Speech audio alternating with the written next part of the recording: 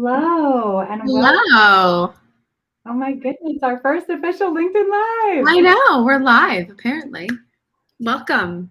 apparently. Hi, Mike. So great to see you here. Hello and welcome, Yay. everyone. Hi.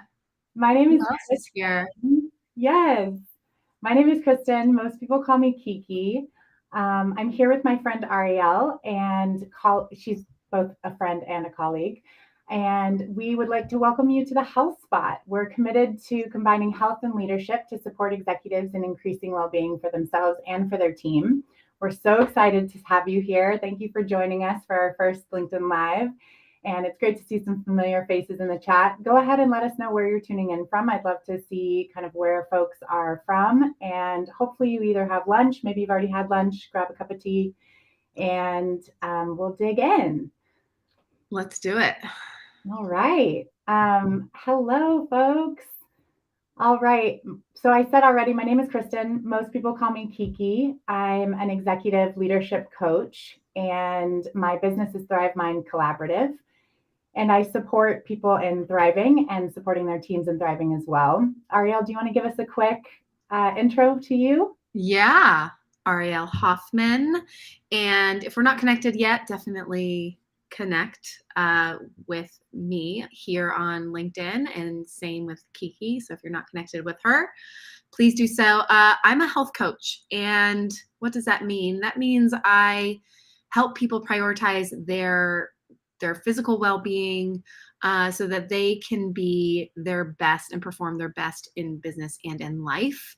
And I do that through a hybrid of fitness and nutrition lifestyle coaching, really through habitual change.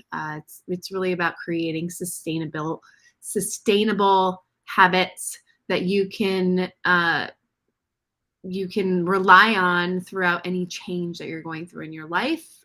So through good times and through bad. Isn't that the truth? I feel so. Disclaimer up front. I met Ariel, gosh, has it been like 8 months since we met? Something like that. Something like that. We immediately knew we had to collaborate, and we've been chatting ever since and kind of co-coaching, peer coaching each other. And I recently started working with Ariel, and something that I've noticed for myself with taking care of, especially my physical health and also my nutrition, is when things get hard, everything kind of goes to shit. And it's really hard to stick with good choices. But when you have a framework and you have a process and you have kind of your own personal food rules and exercise, rules and plan, it's a lot easier to stick with it. And when you can stick with it in the hard times, it's really easy to stick with it in the good times as well. So that's been such a huge learning experience for me as I've gotten to work with you, is just learning how to, I guess, also have more compassion with myself in those moments where I'm not feeling like I want to work out or I'm not feeling like I want to eat a salad, and, knowing that that's okay. So Yeah. I love that. It's Well, great and to see people here. Oh my gosh. I So know. Hello, Stephen. So many friends. I love it. So piggybacking off of that too, learning more about, what you do and tying this all together, we treat our businesses a certain way, right?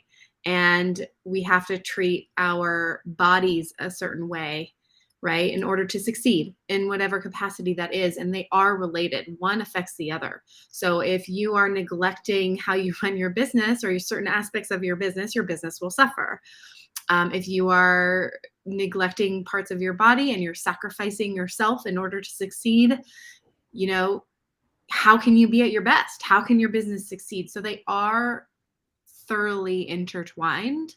yeah. And I think that's why you and I relate so well to one another. And we are continually figuring out how to help people from this really holistic approach through all angles, but to really help people reach their full potential. And I think those are your words, and I loved them, so I'm stealing them from you.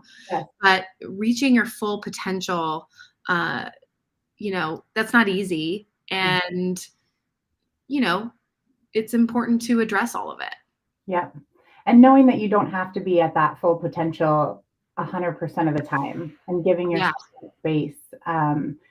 I think that's been something that I've really enjoyed working with you. Is you've reminded me of how to kind of give myself that space when I need it. Um, so I want to talk a little bit about some of the challenges. You and I have talked about some of the challenges that our clients face. And a lot of the times we're working with, both of us work with executives. So we've realized that a lot of the same problems persist in the coaching conversations that we have. And, when you're working with your clients, when they first come to you, oftentimes what are the challenges they have?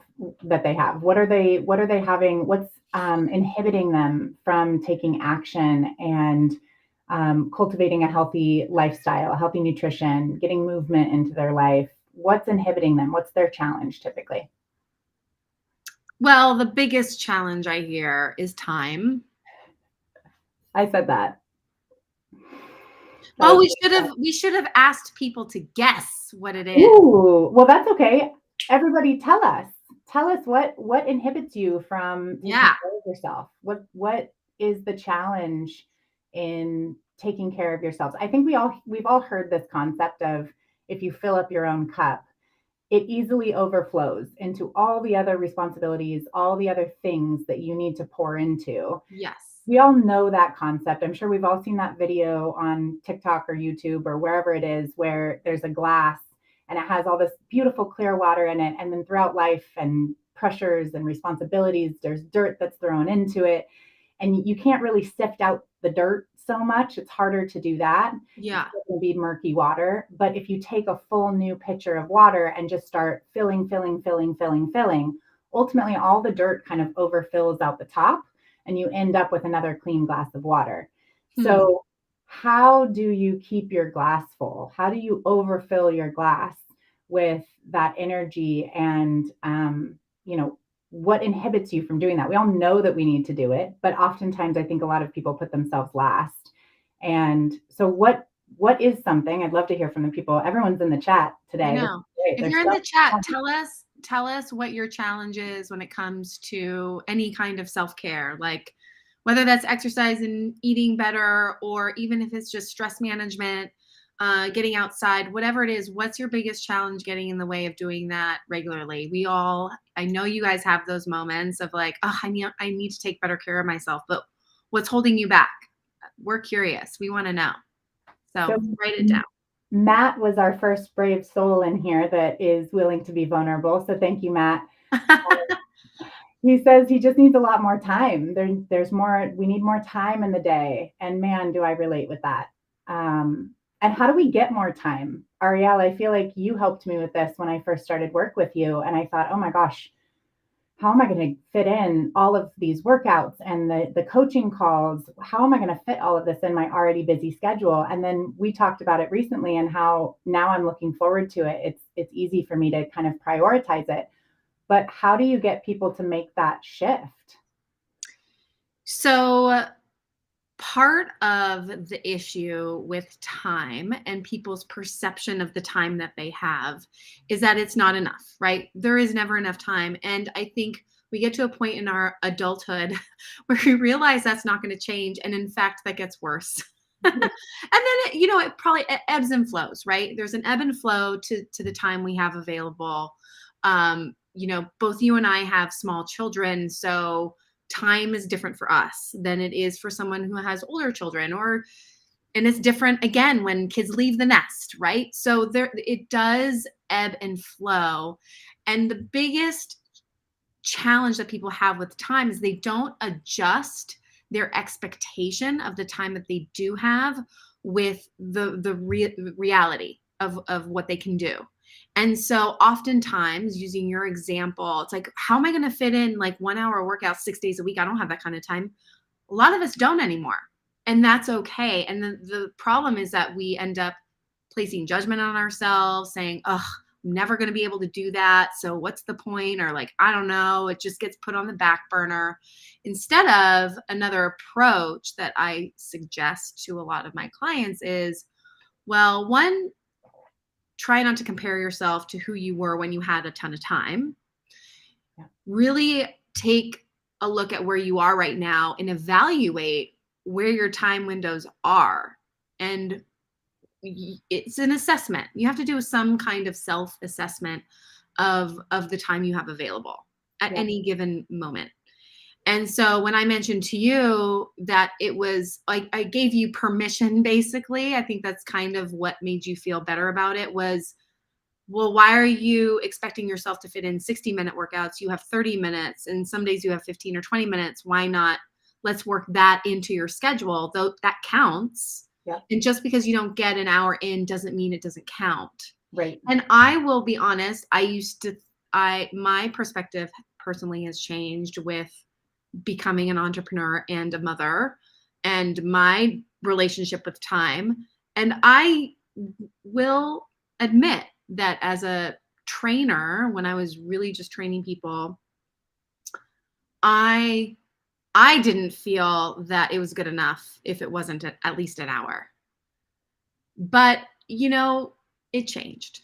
And I fully admit that my perspective has changed. And I think that's part of growing up. I'm still not a grown up. I refuse. No way. I love it growing up.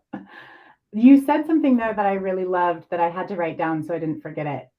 You talked a little bit about judgment, like self-judgment, and also comparison, whether you're comparing yourself to your previous self when you had more time, or you're comparing yourself to others. And something struck me because someone had mentioned motivation as, something, being motivated to keep it up, right? And I think we've all heard that quote. I think it's comparison is the thief of joy. Mm-hmm. Comparison and judgment, especially self-judgment. And I deal with this with a lot of clients that they don't even realize how they're talking about themselves or how they are, what that narrative is in their head. But that is such a thief of motivation. It cancels out motivation. It's almost an excuse you're giving yourself. Well, I used to have more time. I used to feel this way. It kind of cancels out that motivation, which I thought that's just very interesting to me. The other thing that you mentioned that I really loved was, the amount of time. And I think for many people, the concept of trying to fit in an hour workout, it's like, okay, well, I just won't have a lunch break. I'll do my hour workout instead. This is also coming from someone who had a lunch break in the first place, and also burned out many times. So don't follow my path. But I think that sometimes it's just micro moments, right? Sometimes it's just these micro moments that you can do. What's one small thing you can do? Okay, you have 5 minutes. What can you do in 5 minutes? Can you do squats for 5 minutes? I sure can't. I will be able to soon. I'm sure my next workout with you, you're going to put in extra squats. I shouldn't have said that. But I'll make you plank longer first. Yeah, right. So I feel like once you're, when I'm making dinner, if I can take a minute to just do some squats, maybe that's all the time I had that day. But it's one little micro moment more, right? And those micro moments add up and they increase that motivation as well because you accomplished something and there's that sense of accomplishment. Sorry, I had so many things to say based off of everyone appreciates that. Motivation is so interesting. And I'm going to steal from another guru, Mel Robbins. She's kind of someone who I listen to a lot. And there are a couple people out there that talk about motivation and confidence and how these things, we expect these things to appear in front of us to make us do something. And, if you sit there and wait for those things, it's not going to come. The way you get motivation, the way it increases is by creating a sense of discipline. And so when you're talking about micro moments, you're creating a discipline. Yes. And then once you get comfortable with that discipline and you start to feel the positive effects of that discipline, then you're like, oh, well, maybe I can go 5 more minutes today. Yes. Or maybe I can go add the 15 minutes today because I have 20 minutes. I have 30 minutes today. I can do more than 5 minutes. Yes. Then that's when the motivation can come. I spoke to somebody yesterday who mentioned to me that she wasn't motivated. And it was, that is a difficult thing. And I think people rely on motivation to get them started, when I think if you're doing that, you're going to be waiting a long time, and it's just going to be holding you back into actually getting started. So if you can get started with small things that are going to be successes that add up to successes, that's what's going to make you feel really good and motivated to do it again the next day. Even if you're not really feeling like it. Like, people are like, "Oh, how do you work out every day?" I'm like, "I don't always feel like it. Yeah. I don't." But it's become such a practice, and it is so ingrained in me that I know how I'm going to feel after I get it done, and that's a no-brainer to me. I know, and that's the point I get clients to get to too. It's like, yeah, I woke up at 6 in the morning. I didn't feel like doing it. Yeah, Yeah. no, I wouldn't feel like doing it at 6 a.m. either. But Yeah. there's got to be another impetus to get you to do it well. I know I'm going to have more energy throughout the day if I do this now. Yeah, You know, absolutely. Absolutely. I see there's so many great comments in I here. know. I want to show a few of them Like, as many as I can. Yeah, Mike almost made me I'm snap my always drinking, reading your comments. yeah, and then I end up snorting my tea into my nose because you make me laugh. Um, I love this comment from Carrie. I think it's so great to use. I mean, I have two small kids and a little dog, and I can't tell you how many times I don't want to work out.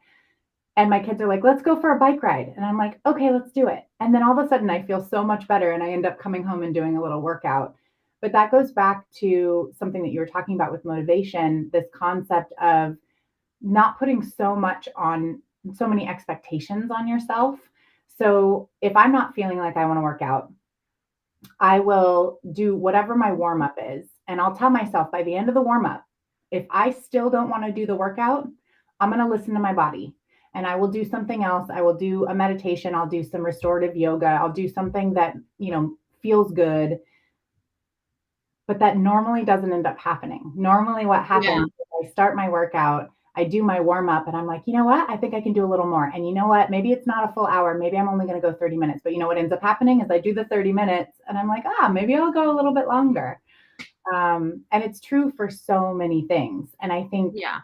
it's also a matter of prioritizing that time. I think oftentimes we look at and figuring out what time works best for you. Like you said, I don't work out at 6 a.m. Like that is not my most glamorous, glorious, energetic time of the day. Yeah. So finding the time that does work for me when I am motivated to do it, when all I need to do is just do my warm up and then I end up getting into it.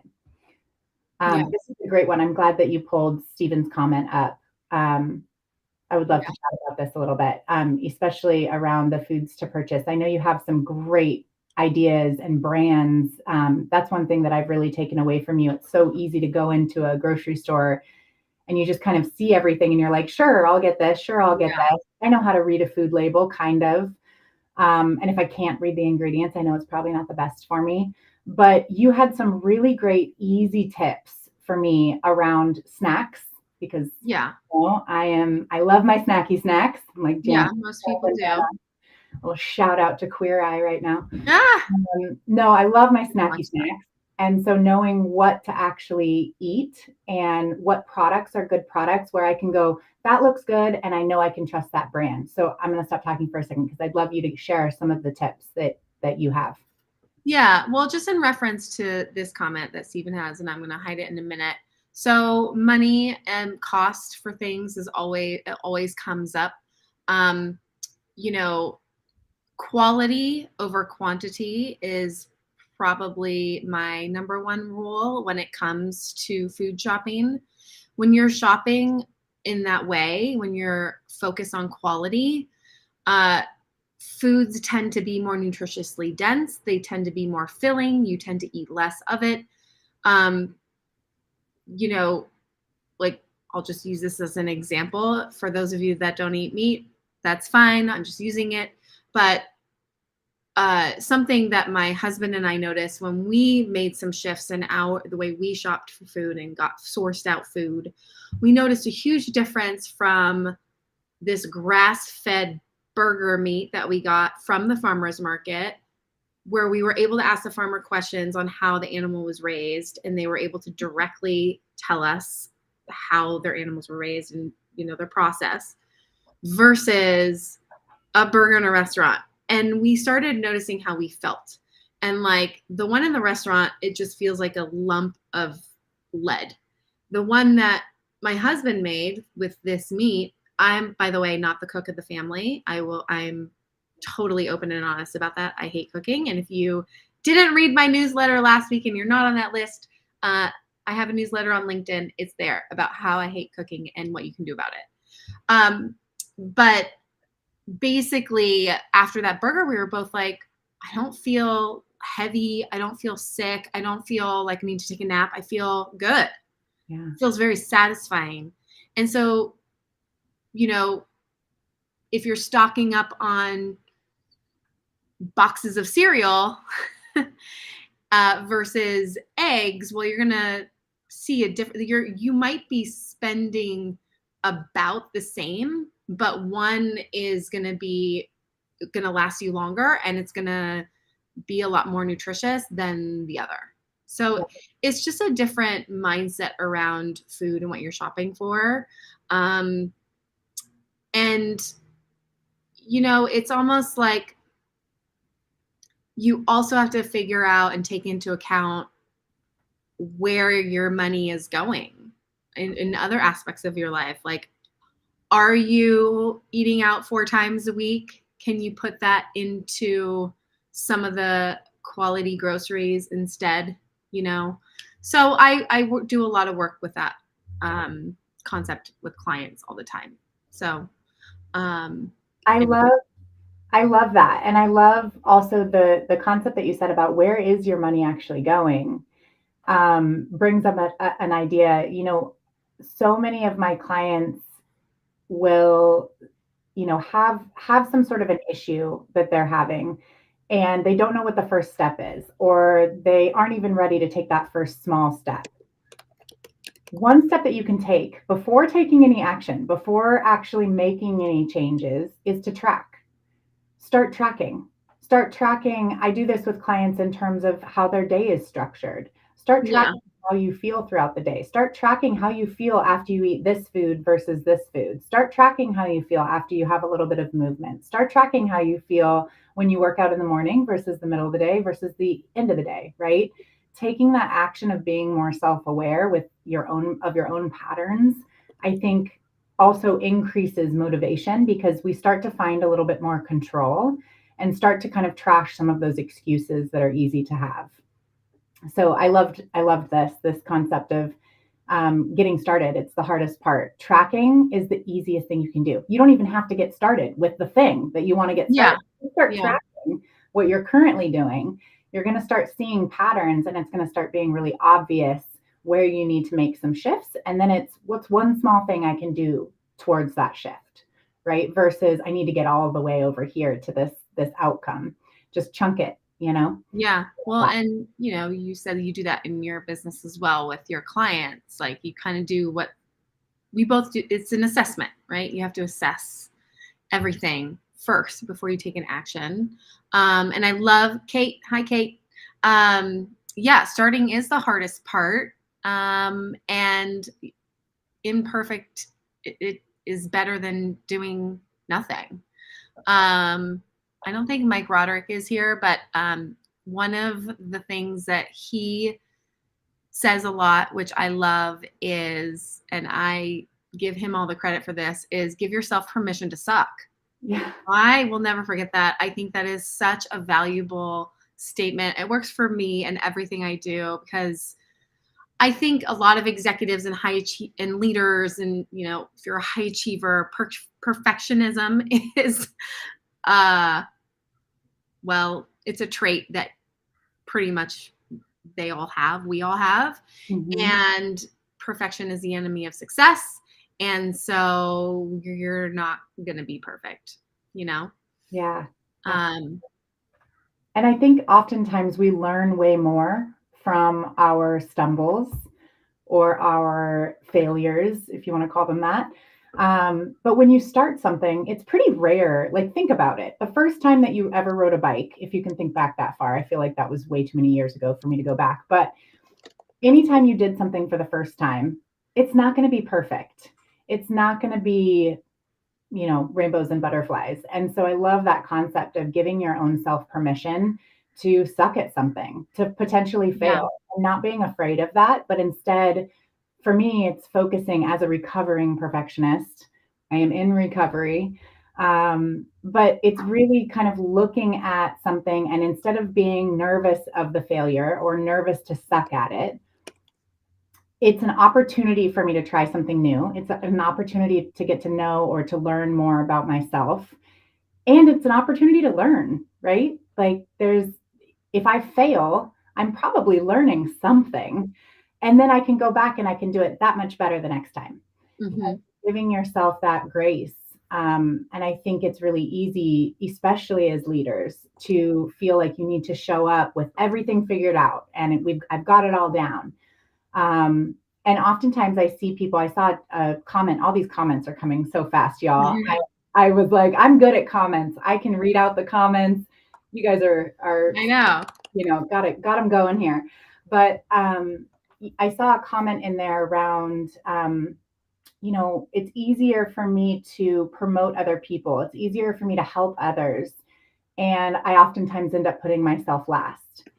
And I think that Mhm. comes back to that comment that we said at the beginning around filling your own cup and allowing it to overflow. It's a lot more efficient and effective than trying to pour from an empty cup.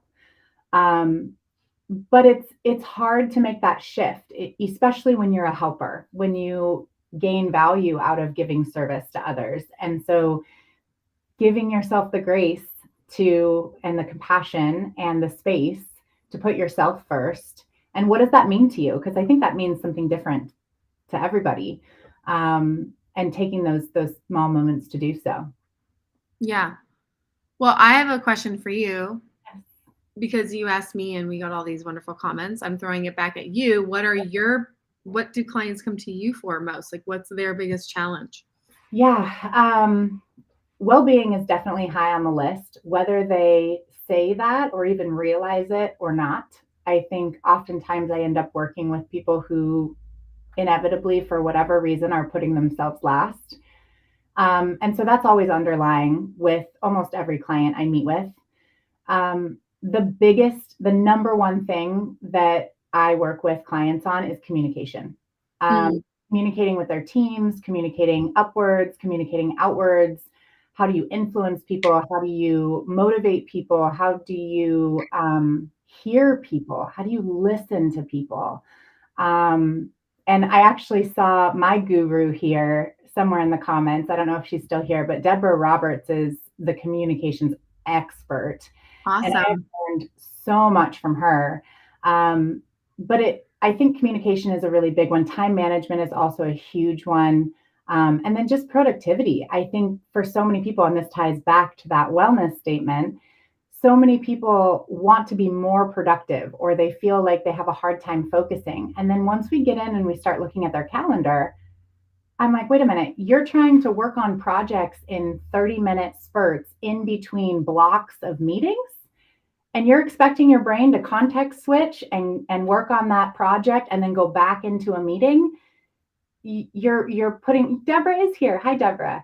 Um, Deborah. calling you out, communications expert. If you need any sort of communication help, Deborah is incredible. I can't tell you, personal, professional, anywhere in between. She's incredible. Um, but if when you're thinking about productivity, and this goes back to working out as well, right? When I get my workouts in, when I'm eating good food, when I'm taking my breaks, which is something that's really hard for me, but I still do it because when I do those things, when I give myself the space to context switch and the space to actually work on things, I get things done. I can focus. And this is coming from someone who has ADHD. So focus is a big issue for me sometimes. And Yeah. what was that? Oh, I said yes. Yes. And being a parent, right? Being a parent, focusing as a parent is a whole other thing. It's a whole nother LinkedIn Live. Um, but this concept of really looking at your time and figuring out what does work best for you instead of having these 30-minute, little moments throughout your week where you're trying to fit in all of your time for projects or for getting something done. Give yourself a full block. Find a day of the week that doesn't have a bunch of meetings and block off that time for heads down work and make a commitment with your team that, hey, during this time, I'm going to be offline. I'm not responding to things, or maybe I'm only responding to things via this channel. And I'm going to be focusing on my work, right? Or my action items, my projects, my initiatives. Um, that's a lot of what I see with clients is just kind of these micro shifts in how they are outlining their days and being more intentional with how they're outlining their days and their time and finding what helps them focus and then creating habits or rituals so that they have all of those things that are helping them. They have those kind of implemented within their schedule. And that goes for working out too. I mean, you and I Yeah. talked about this. Now that it's on my calendar, it's on my calendar. I have the workout that I'm going to do in the description, which is another big tip. If you are scheduling time to do something, whether it's a workout, maybe it's a go to market strategy, maybe it is something else.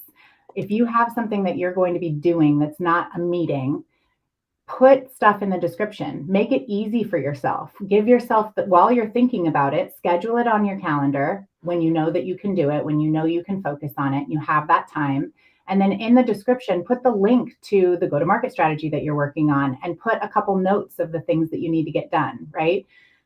It's so much easier than that calendar reminder popping up and going, oh, I don't want to work on that because I can do that. There's many Yeah. times it pops up and I'm like, I don't want to. But if the link's in there and I make it really easy for myself, I can focus, which is great. Yeah. Well, and after you, well, you've said all that, and just something that I'm pulling out, which is one of the reasons, people wonder why we collaborate so well together. Well, we both deal with time management. We both deal with adapting. And we're both applying those concepts to business and health. And so you can see that they're fully integrated. And if you get good at doing that in one area, it'll be easier to apply in the other area. Yeah, So, and vice versa. absolutely. So, yeah. I'm going to show a quick comment, which is a little bit of a shift from what we've been talking about. Yeah. Show I it.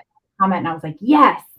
So this is Carrie Bunker. Carrie is one of the kind of founding fathers of IO psychology. He has done Ooh. incredible work and he's actually a mentor of mine. Hi, Carrie. Hi, Nice to see you. Carrie. But I love this concept as well, like making time for not just work, not just home life, not just personal time, but how are you finding a sense of connection? How are you cultivating belongingness for yourself? Who is your community? Who are the people that are surrounding you?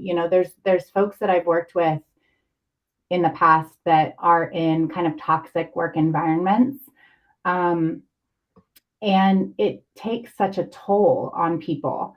And how can you kind of shift and find that community? If it's not at work, where else can you find that community? Or where else do you already have that community that you can tap into? I think this is also such an important piece because, especially after COVID, I think there's a lot of folks that feel isolated. I'm tuning in from an 8x10 office shed in my backyard. And so I'm by myself 99% of the time out here. But finding that sense of connection and cultivating that belongingness for yourself, for others, which is actually, I think, part of the reason why we started this was to kind of cultivate this community to kindly and compassionately remind folks to take care of themselves, to pour into their own cup, because the ripple effect from that is just massively amazing. And it's really hard to start, but that's why we're here. We're trying to give some of these motivating tips to get started. So I wanted to show that one real quick because I think it's so true. Well, we should ask people who are here what they do for that. Yeah. I love that. So comment. And while we're at it, I'm going to show this comment as well. if we know there is value in the activity, we'll do it Mm, with ADHD. And I think this is so true. This goes back to what I was saying about scheduling something in your calendar. This is a hack that I do as well, is what's the outcome or what's the goal that this is tied to? yeah. Um, if I can kind of put in the the value behind it or the impact behind it, um, it's motivating for me to do the thing. And so even my workouts, right? Like I have a little thing in the description that says you are strong, you can do this. No one sees it. It's just for me. But it's this little tiny motivator that's like, okay, even though I'm maybe not feeling very strong today, I'm going to go do this thing and it's going to make me feel stronger. It's all about this consistency. So I love that. Um, I like Carrie's comments. Yeah, let's do Yeah. it. Well, this is interesting because I was actually at a networking event last night in person. I'm Mm-hmm. in Los Angeles, by the way. And it was in Beverly Hills, and it was fancy and it was nice. But this one gentleman asked me, he was asking me about my business and how I work with people. And most of my business now is virtual, but I do a hybrid. So people that are in the surrounding areas, I will incorporate, in-person workouts. And in most of the coaching part is done online, but the in-person workouts, they really do make a difference. And the clients that I do have here, I think coming out of the pandemic, they're now realizing like, wow, it's just a different energy. And, you know, we need touch. We're human. We need to see people in 3D. We need to know they're like, we can touch them and like really see their facial expressions. And technology is amazing. The fact that we can do this all virtually is incredible. uh, but I think as humans we need that in-person connection. And so Carrie says here hybrid lives. I think that is our world now, and we need both. I think each one has its use and its benefit. And it's important to now incorporate both of those kinds of communities. So Yeah. the hounds are here, which is awesome. And that's a community. And Mike, Sia, you guys have done a great job at creating this really wonderful online community. And but then I also like going to in-person networking events too. So you can have the best of both worlds. You can do both, and I think both are important. So that's my piece on that. Yep. I absolutely agree. And finding those moments where you can have the in person and not, I think about this a lot because I used to do a lot of workshops and kind of retreats in person.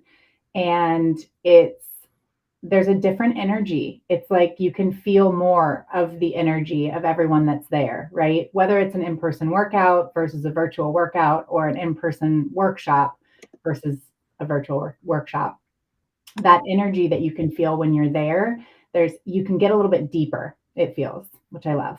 Yeah. Oh, Yeah. so many people have so many great things to say. Stephen, No.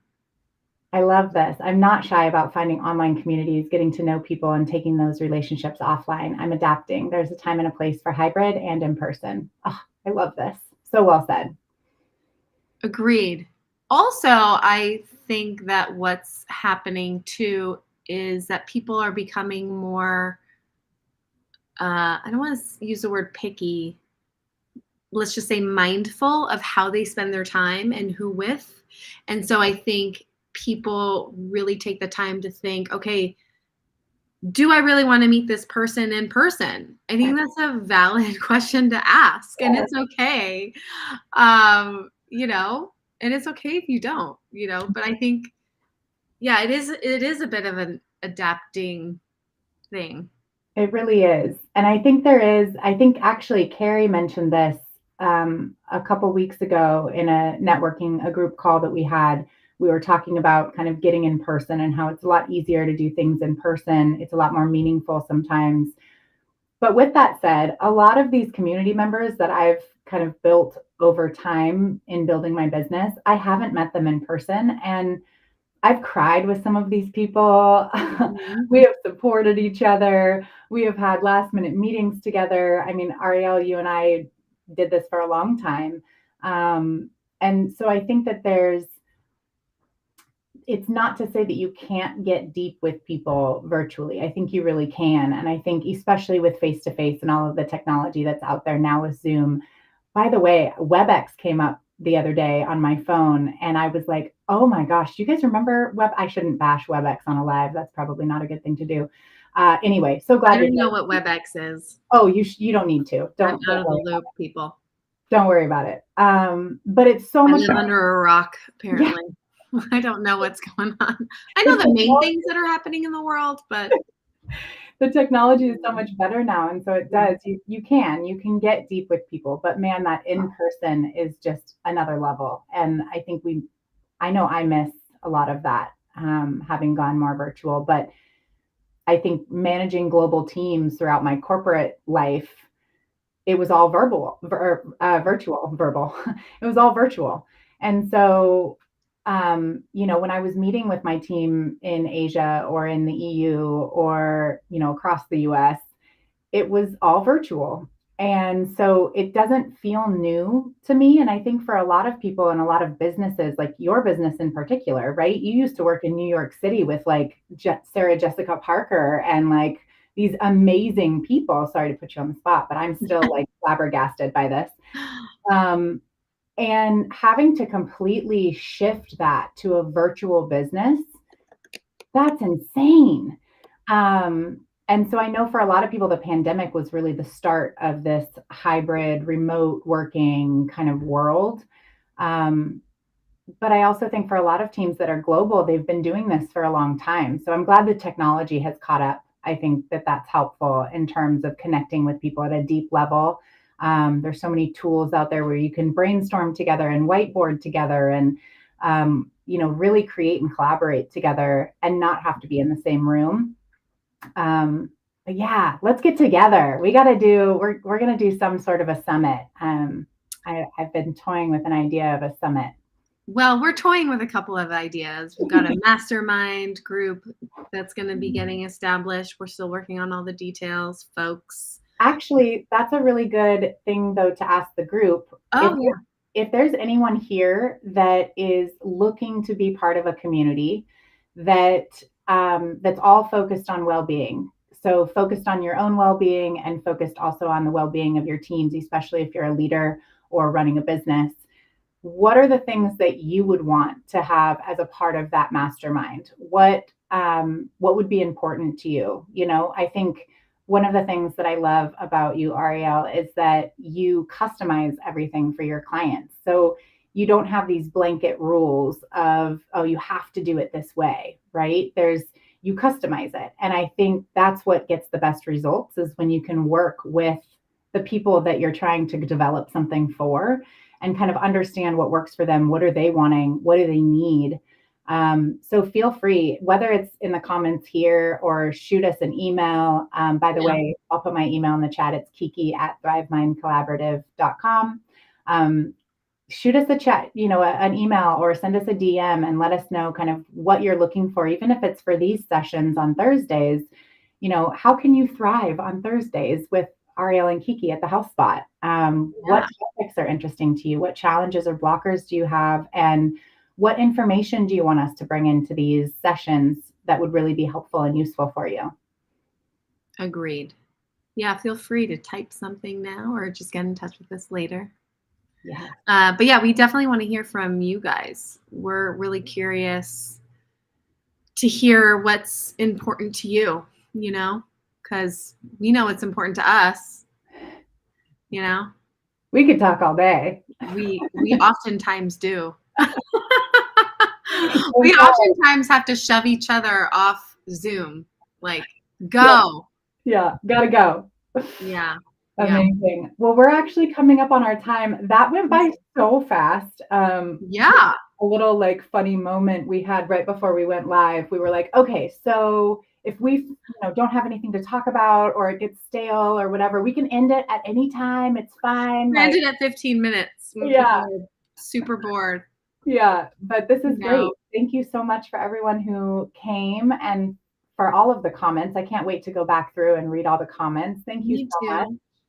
And we're doing this weekly, right, Kiki? Yeah, we This are. is this is the lunch spot, people, Yes. or afternoon tea snack spot, whatever Yes, it is for you. whatever. We're here on Thursdays at 12 p.m. Pacific time. Big And snacking tip real quick that I found out this week. You know this, Ariel, because this happened in our coaching session. yeah, Um, I loved having little pretzels and cheese as a snack, and I've now made the switch to nuts. I love nuts. What's the best nut that you can eat? macadamia nuts. Happen to be my favorite. They have the best omega-3 to 6 ratio plus the protein. Um, yeah, I like to do one of my suggestions, if someone likes trail mix, is creating your own.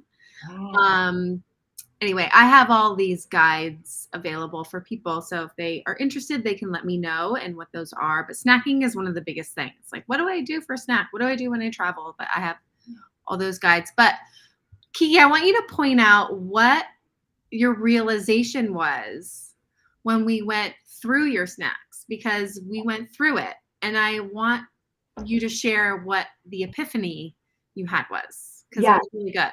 Well, first of all, I always had this limiting belief, I'll call it, that macadamia nuts were full of fat and you shouldn't eat them.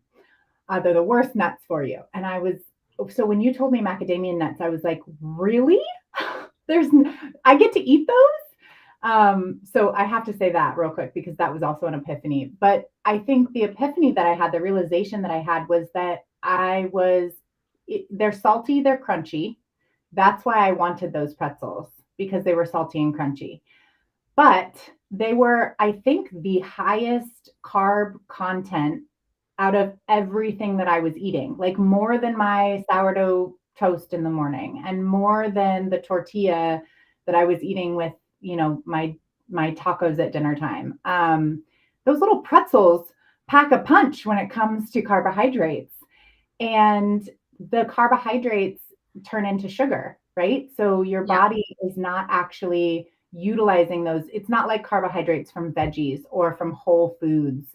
That processed carbohydrate ends up turning into sugar, ends up spiking your glucose or glucosamine. Glucose. Help me. Okay. Glucose. Um, Okay. and then, yeah, I think the other thing that I noticed too, now that I've made that switch, I have not had pretzels since Monday, and I actually haven't missed them at all. The macadamia nuts are fantastic. And yeah, sorry again, Mike, but beef jerky is also really great. People's Choice beef jerky is great. Doesn't have any extra ingredients in it, and it's been amazing as well. But you can get the crunch, you can get the salt, you can get the savory from other things. It doesn't have to be these processed foods that have high carbohydrates that ultimately is just going to turn into sugar and not actually help your body burn fat. Um, did I get all that right, Ariel? Was my epiphany accurate and correct from a scientific standpoint?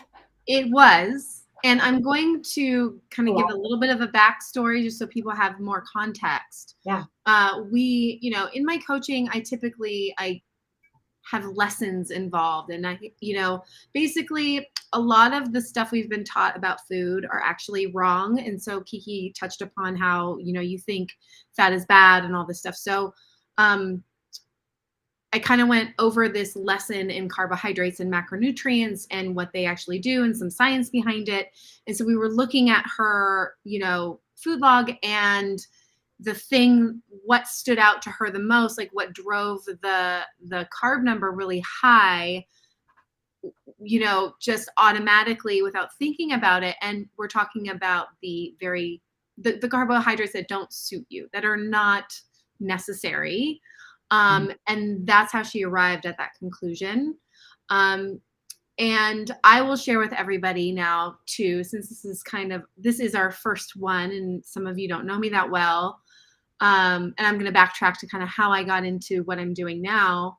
I was a competitive figure skater and ballet dancer growing up. turned into professional dancer. I lived in New York for 14 years, turned into a fitness professional, and now have a holistic health coaching practice. Now I tie everything together. But one of the main things that I went through in my life was my body has always been my instrument, and I was always judged on my body, and I was never happy with it. I actually did have an eating disorder, and once that you have that, it's one of those things that you have to deal with forever, even though you just learn how to cope, and you learn how to manage it. Yeah, manage it, and just when those voices go into your head. I basically have internal conversations with myself still that I still have to keep up, right? And through that journey, at one point I was working out 7 hours a day, like intensely, not like walking and doing some movement, like doing full on workouts 7 hours a day. Too much, not advised. For 10 years, like without a break. It's not like I had an athlete season where I would train for 4 months and then get an off season and then train again. It was just all the time. I'm tired. Just you call this. I'm like, oh my gosh. To give you an idea, so I would these are the beginning years of my New York life, and I had to support myself. So I worked in a restaurant. I worked in several, but I had shifts at a restaurant. In between my double shift, I would go and either work out or I would go and take a dance class, a 2.5 hour, 3-hour dance class. Then I would run about 10 blocks back to the restaurant and work again until 1 a.m. And I would do that almost daily. And I did that for many years. But going back to kind of this disordered eating pattern, I developed crazy disordered eating. And through my own education and certification with the Primal Health Coach certification, I learned so much about what real food is. Mm-hmm. And I just felt like I was totally duped my entire life of what was healthy and what wasn't. I was like, but I thought these things were healthy. And so when people are sharing with me oh, but you're not supposed to eat that because it has fat in it and this, so I work really hard to undo that conventional wisdom that food companies have been advertising to us for years. So anyway, it was a big eye-opener for me, and I've done a complete overhaul in how I view nutrition now. It's just very different than what it used to be. And so when people come to me with this kind of thing, I understand. And I also understand how to unravel it and to create a new thought pattern around it. Yeah. And it's hard. It's not easy. Like I said, I'm still having those conversations sometimes, but other things are also easier. So absolutely. I have to highlight this comment real quick. And it's so this concept of these moments in your life that are hard. Yeah. Challenging, and they might be emotional, and they might not be triggers, right? You might have triggers that you're still dealing with from a food perspective, right? Or from any perspective.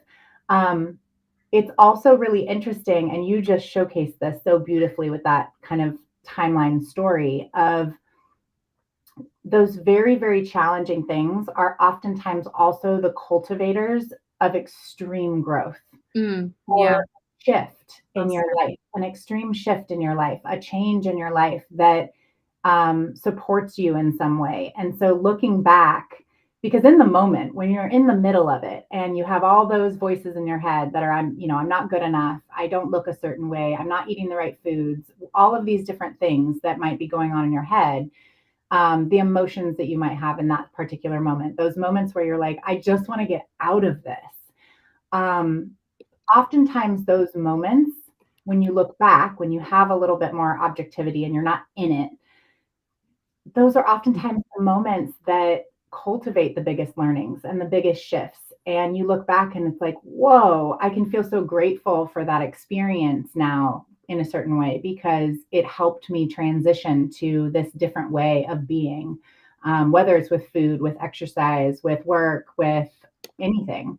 So I just wanted to highlight that real quick. I think that that was a beautiful example of that. Yes. Yeah. How's Pilates going? Yeah. Mike, if you're still here, we want to hear how Pilates is going. I can't believe it's been an hour and y'all are still with us. I know. And like we said, it's like Kiki and I do this all the time. We're like, we got to go. And then we get into some other topic entirely. And like I said, we can talk all day. So, but we'll spare everyone today. We won't talk all day. Yeah. How do you want to wrap this up, Kiki? I think, folks, don't hesitate to reach out. If you are going through any sort of challenge right now, reach out. You're not alone. And, it doesn't mean that we have to work together necessarily, but reach out and let's have a conversation. Let's connect.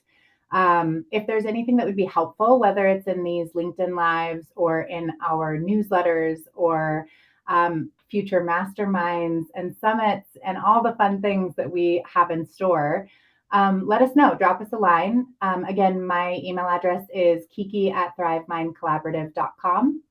Ariel, do you want to share yours as well? Yeah, sure. Well, that's my website right there. Yeah. And I do have a newsletter. So if you aren't on my list, would love to have you. I highlight some of these myths and I debunk a lot of it and then give tips for people to help turn it around. Would love to have you. My email is ariel@arielhoffman.com. Pretty easy. Or DM me on LinkedIn and get in touch. I feel like we're pretty accessible. Yeah. But yeah, we do want to hear from you. This is our first one. We'll be back next week. Come join us and tell your friends and bring people in. We want more people. We want to hear from more people. You guys are so great and so engaging, and this made us really happy. So thank you for your participation, and we can't wait to see you guys again. Absolutely. I couldn't agree more. Thank you everyone so much for showing up and all of the comments. Mike, thank you for making me snort my tea into my nose mid live stream. That's great. But thank you all so much. And we'll see you next week on Thursday at noon PST, 3 p.m. EST. And we hope you have a great weekend. Happy 4th. Happy 4th of July, everyone. July. Yeah. Yay. All right, folks. Have a good one. Good one. Bye. Bye.